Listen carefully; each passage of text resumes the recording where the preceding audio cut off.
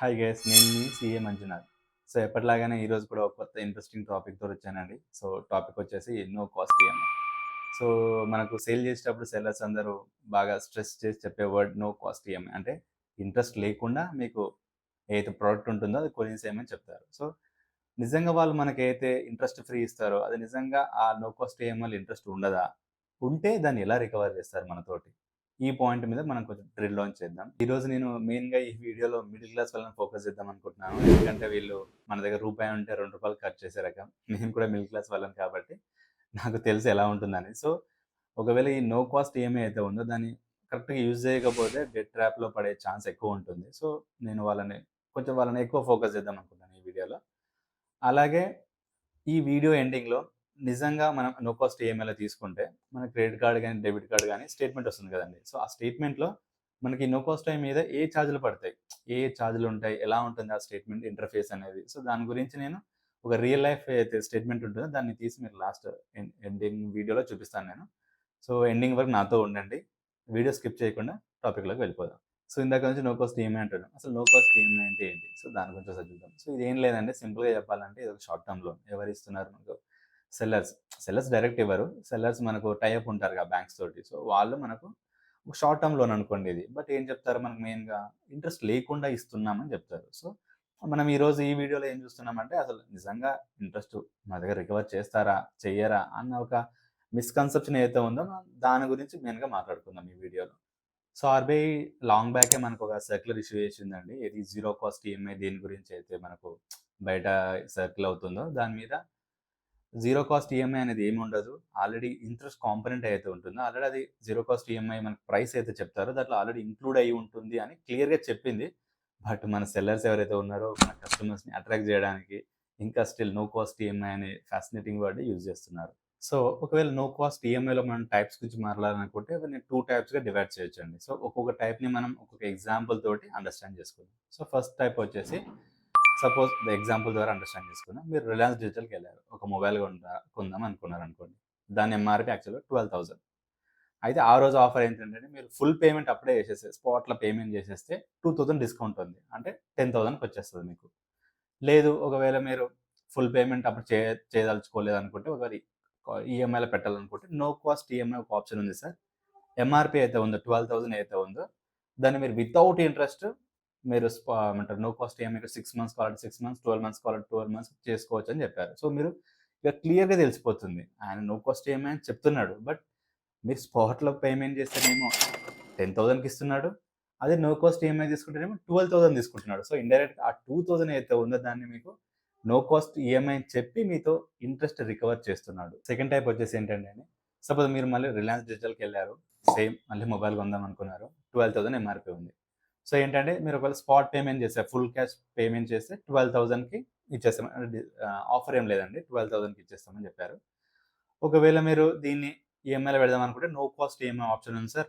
అది కూడా ఎంఆర్‌పీకి అయితే 12,000 ఉందో దాన్ని కూడా 6 మంత్స్ కావాలంటే 6 మంత్స్, 12 మంత్స్ కావాలంటే 12 మంత్స్ చేసుకుందాం సార్ అని చెప్పారన్నమాట. సో ఇక్కడ మీరు అబ్జర్వ్ చేస్తే ఇంతకుముందు కేస్‌లో మనకు 2,000 అప్‌ఫ్రంట్ అంటే ఫుల్ పేమెంట్ చేసేసి 2,000 డిస్కౌంట్ ఇచ్చాడు ఫస్ట్ కేస్‌లో.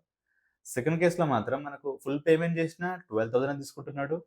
నో కాస్ట్ ఈఎంఐలో పెట్టినా సరే 6 మంత్స్ గాని, 12 మంత్స్ గాని దాన్ని కూడా 12 మంత్స్ తీసుకుంటున్నాడు.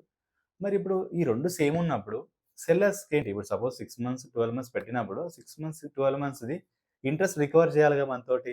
బట్ స్టిల్ ఆయన సేమ్ ప్రైస్‌కి ఇస్తా అంటున్నాడు. మరి దీనివల్ల వాళ్ళకేం లాభం అండి? ఎందుకంటే మనకు 6 మంత్స్, 12 మంత్స్ పెట్టినా సరే ఇంట్రెస్ట్ రికవర్ చేయట్లేదు. బట్ స్టిల్ సేమ్ ప్రైస్‌కి ఇస్తున్నారు. ఎందుకంటే ఒకవేళ ఇలా నో కాస్ట్ ఈఎంఐలో కొంటే ఎక్కువ మంది కొంటారు.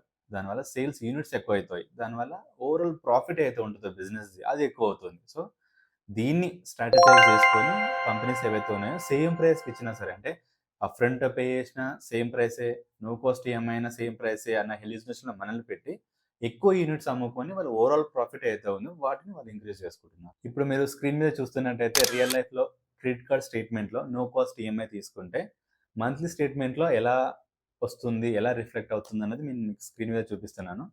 సో ఇందులో మీరు బాగా అబ్జర్వ్ చేసినట్టయితే మనకు ఏదైతే పర్చేజ్ చేసామో అది ఈఎంఐకి కన్వర్ట్ అయినట్టు ఒక ట్రాన్సాక్షన్ ఉంది. దాని తర్వాత వెంటనే మనకు ఈఎంఐ ప్రాసెసింగ్ ఫీజ్ 199 ఫ్లాట్ ప్రతి బ్యాంక్ ఇప్పుడు ఏస్తుందండి.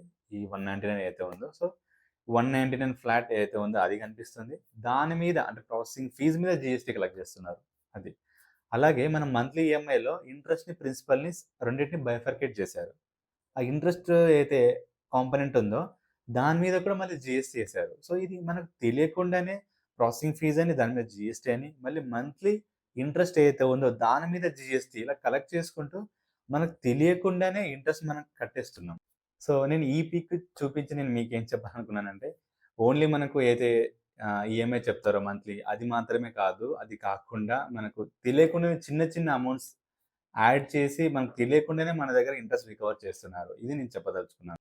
సో, అదండి మనం వీడియో ఎండింగ్‌లోకొచ్చేసాము. సో, ఈరోజు మనం ఏదో టాపిక్ మాట్లాడుకున్నామో దాని నుంచి మనం తీసుకోవాల్సిన సమ్మరీ ఏంటంటే over credit is always bad.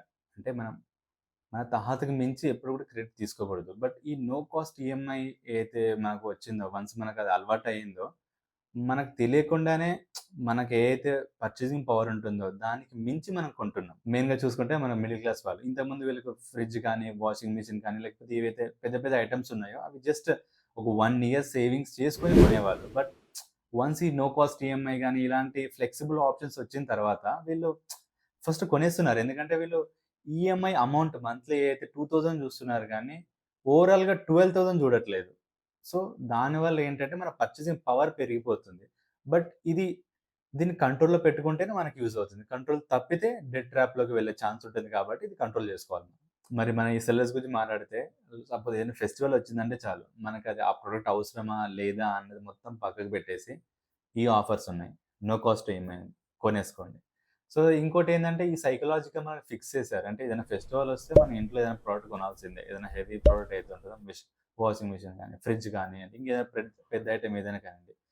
కొనేసుకోవాలి అని మన సైకలాజికల్‌గా ఫిక్స్ చేసుకున్నారు. ఇంకోటేందంటే ఇలాంటి పెద్ద పెద్ద ఆఫర్స్ వచ్చినప్పుడు మన ఇంటి పక్కలోళ్ళు కొనడం గానీ, మన ఫ్రెండ్స్ కొనడం గానీ, ఇవన్నీ వాటిని మనం అడ్జస్ట్ చేసుకొని మనం ఆటోమేటిక్‌గా మన మైండ్ గూడా ఏమంటుందంటే ఏదో ఒకటి కొందాం. అంటే అవసరం లేకపోయినా సరే కొందాం. అందులో ఇంకోటి ఈ నో కాస్ట్ ఈఎంఐ అనే ఆప్షన్ వచ్చిందంటే చాలు. ఇంకా ఎంత ఫ్లెక్సిబుల్ అయిపోతుందంటే మనకు అవసరం లేకపోయినా కొనేస్తాం. సో, కొంచెం ఈ నో కాస్ట్ ఈఎంఐ దగ్గర కొంచెం మనం జాగ్రత్తగా కొనుక్కోవడం అలవాటు చేసుకోవాలి.